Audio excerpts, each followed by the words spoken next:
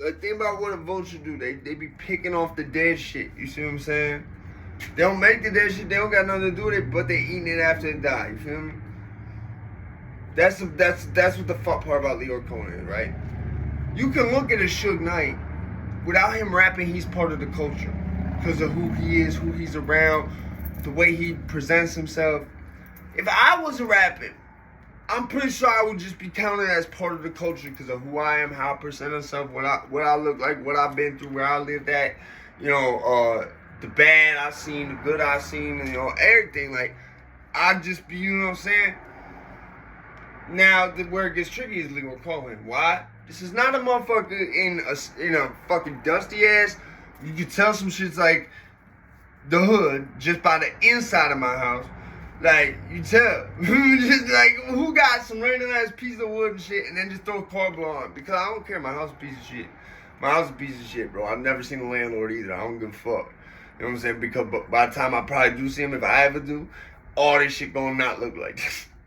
But, like, that's what I'm saying. Like, I don't give a fuck what my shit look like because my shit, man, we slummy out here. I ain't gonna lie. Anyway, Leor Cohen is a culture vulture in the worst way because it's like you can look at the dude and tell he really don't like nothing about rap music except the money.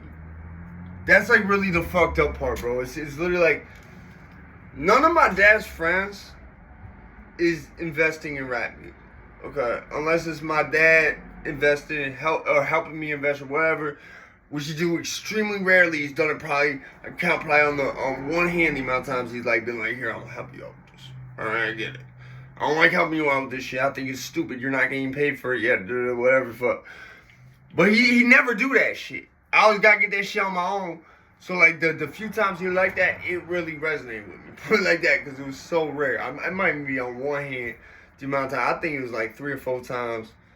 I don't think it was more than 4 times where he really was like, here, like you put something up for it, but I help you. You know what I'm saying? Because that shit just don't happen.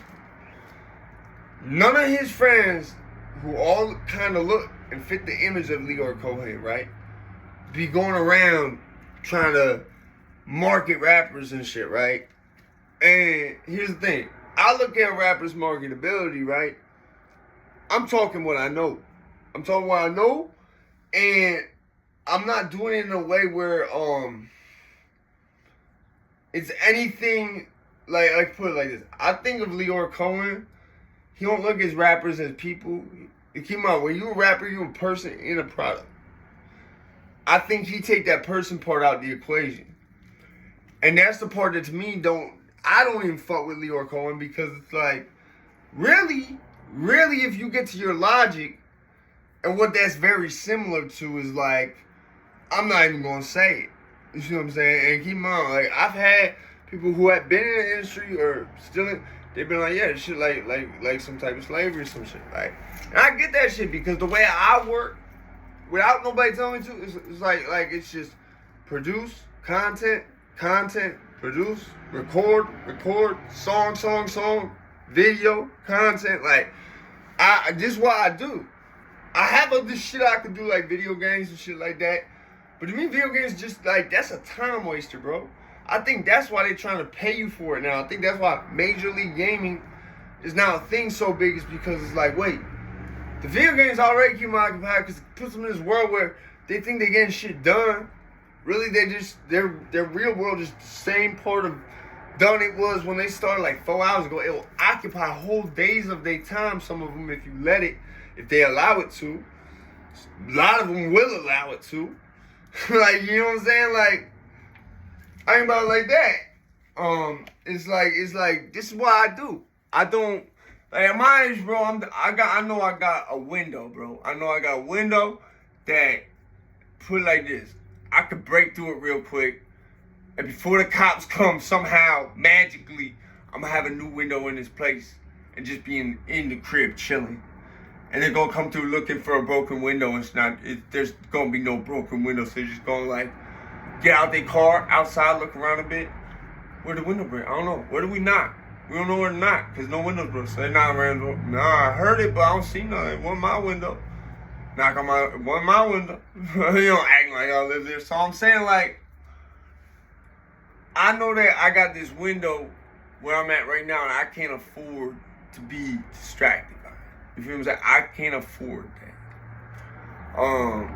I know I'm in terms of the grand scheme of things, much more than a rapper. I'm not just like, that's part of it. That's probably like what people's gonna see as the main part of it.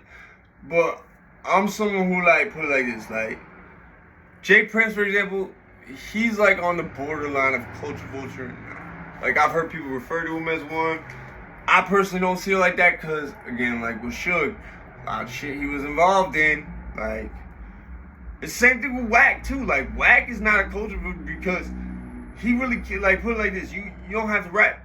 You came from that culture of the hood. You see what I'm saying?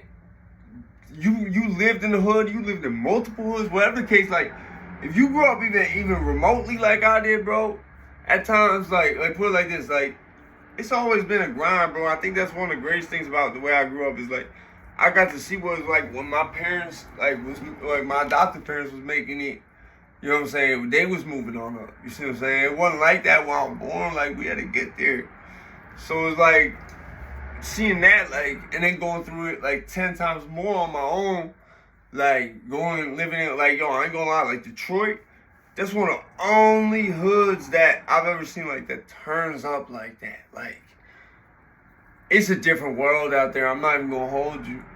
Like, there's shit that you see going on in there, out over in Detroit, over on Navarre, over on 7 Mile, especially over on, like, broad day. And it's like, it's nothing, bro. The police don't even come. If they come at all, usually they wait till shit has stopped. Like, and I know about hoods like that over here, but it's like, to the excess where, like, sometimes they won't even get reported that, like I seen people out there, like, literally empty a whole clip just into some shit. Now, keep in mind, when you do that, that's mad dangerous. That's the reason because them bullets do not just go in the air and disappear, bro. They're hitting something eventually, but like I'm saying, that's the only place I've seen where you could just let whole shit off in the middle of the street. And if you on 7 especially, like, yeah. If they come at all, bro, by the time they do, they're not even looking for you. They don't even know what they're just like, okay, nobody's shooting. All right, we're leaving. You know what I'm saying? Like, so, I mean, like I said, I've seen, like, the best of both worlds and shit, like, and that's why I could, like, really say, like, Lil Cohen, culture vulture, bro, because, like, if it wasn't for money, bro, you wouldn't have nothing to do with this. Stop it. I could say, actually, one of my dad's friends, Mark Fisher, I can't say he invested in some rap music, but, like I said, he worked at Def Jam Island for a long time. He's been involved in music management for a long time. I actually didn't know. I knew this dude for years. I never knew he worked at Island. Like, I never talked to him or nothing, but, like, I knew what he looked like. I knew where he lived at because he lived, like, right behind my parents. And I always knew he worked at some big label, but I didn't know what. Like, you know what I'm saying? But, yeah, like, I found he worked at, I think he worked at Atlantic and a couple other shits too, but worked at Island Def Jam.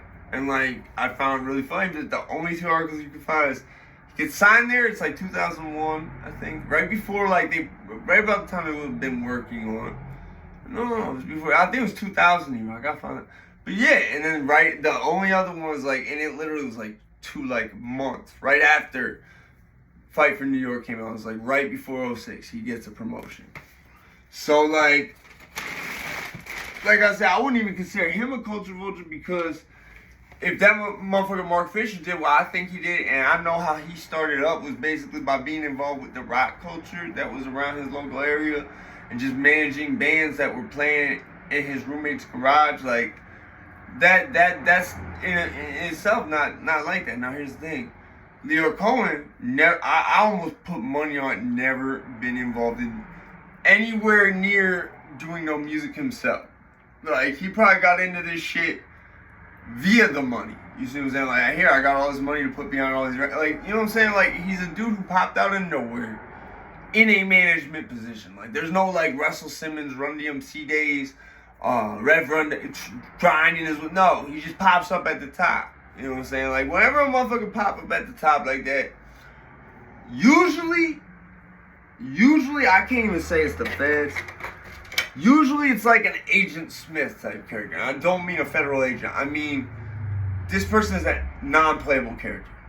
This person will always win. You can't beat this motherfucker. So just don't even try playing with him. Like, you ever see in the Matrix, the girl with the red dress? That's Agent Smith also. Like, people don't realize that. Like, it's talking about, you will never beat this motherfucker. Like, the only difference is, Agent Smith, you can actually beat him, but you have to, like, really be, have dedicated time to just doing that.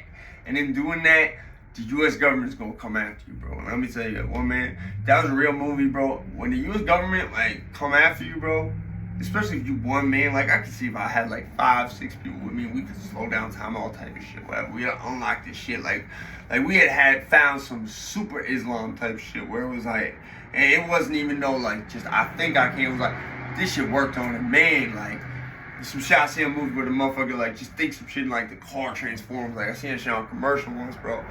I'm saying, like, if it was, like, some shit like that, yeah, maybe, but still, that's, like, a whole government, bro. They got infinite funds and guns, and they got all type of bombing runs, and they might fucking nuke your ass with a peacemaker, bro. Like, this a whole government. Like, you're not gonna win. But like, you won't win Rico 9 times out of 10, unless you're Beanie Siegel, and even then, you win Rico, they're coming back to get Beanie Siegel, and they're gonna get you a second time. You feel what I'm saying? Like, Rico is one of the fuck laws. Like, that's why, like, I came a whole motherfucker, like, yo, if I caught Rico right now, I would stop talking to people. I would, just because, like, I know they're not gonna talk to me. That's how that shit works, bro. The more, like, it's so easy. That's such a, like, sticky thing. Like, yeah, like, I would do motherfuckers the service first. Like, I wouldn't be like, why ain't nobody telling? No, nobody telling me because motherfucker got charged with federal indictment. Hell no. Like, no, they're not gonna talk to me till this shit over, and they know I'm straight. And if that take 30 years or whatever, that so be it. You know what I'm saying? Because I ain't telling. Shit, you gonna give me a football jersey, you can give me that Scottie Pippen right there. Nah, but I'm saying, like, the thing is, like, there's a lot of these motherfuckers where it's debated, but like I said, if you don't want to be a culture vulture, put your own music out, or, like, really get hands-on like Suge did. Or really get, I can't even say get hands on like Big U. I don't watch enough Big U. But Wack is sort of Suge. Like, people always say Suge 2.0.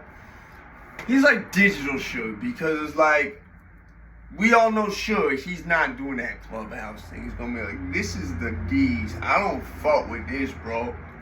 You got people here like co-signing me who I don't even know. Like, I've never met this dude from Arizona, and he's here telling this other dude to shut up while I'm talking one mic. Like, you know, Suge's not going for that. That Clubhouse might wind up with everybody getting knocked off, even people who was on his side, bro.